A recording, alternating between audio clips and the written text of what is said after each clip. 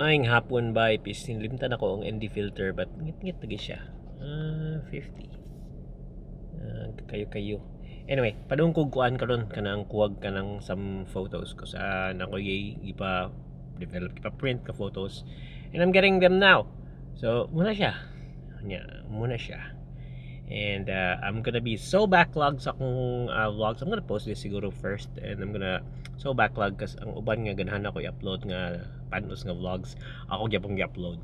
Pati mo siyang glasses naman siya reflection. Na reflection puti kay man siya kanang kuan wala siya kanang sito gana kanang anti-reflective coating. Kaning usa ko ang glasses nga ri na siya ako akong sulubon. Sige ka din.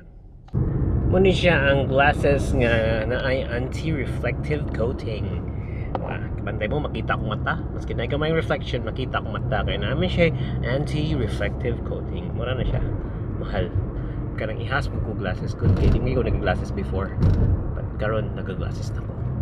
Anyway, yeah. Langgam. But low bat ko. Hindi makita ang langgam. Ay, nako. Low bat ko, yawa. Low bat. And yes, padong ko Burwood.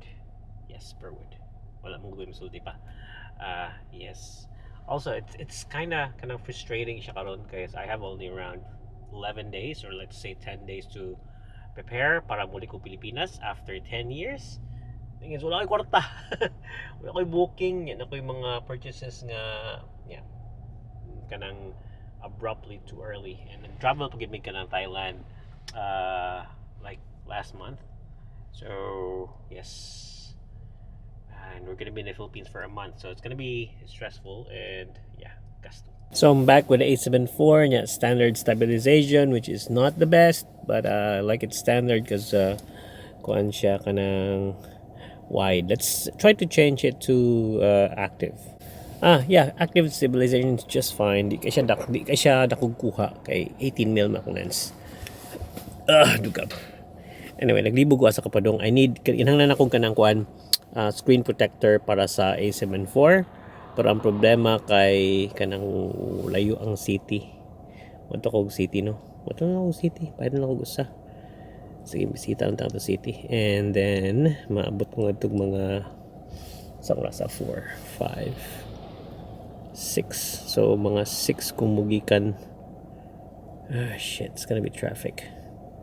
I'm getting stressed out thinking about it. I'm just gonna go there Sunday sa city. I'm just gonna go back balik sa balay, but I'm gonna eat. I'm gonna eat. Okay. Yeah, na ako laing memory card. Maglagot ko nang ma-record na ko sa lang memory card ba then sa kading vlog. Anyway, kaning vlog nga karon, wa gini siya klaro. Just gonna warn you guys, wa gini siya klaro. Ganahan ako magyaw-yaw. Ganahan sa kumtanaw sa camera sa ganang vein. Tay. Naglibog ko bitaw ko sa padong, gigutom ko. Pwede pagkaon. Yes. So I'm about to get off kanang naka-realize ko dako mga ni kamera dun sa sulod. So ako nang balin sa gamay nga kamera kay gamay man. Dito sa ning starlet na freestyle auto front kanahan ko siya yan tas it's too low. So good. Yeah. It's good. It's nice. Spin a while, Box Hill. Yeah. So quick lang nga rin sa Box Hill. Wala kayo ka video kay wala di ko strap sa camera niya. Mag-explain lagi. Wala kayo strap sa camera. So usually muari ko sa Box Hill kay diri mo ko nagpuyo sa una. So murag familiar na ako ba.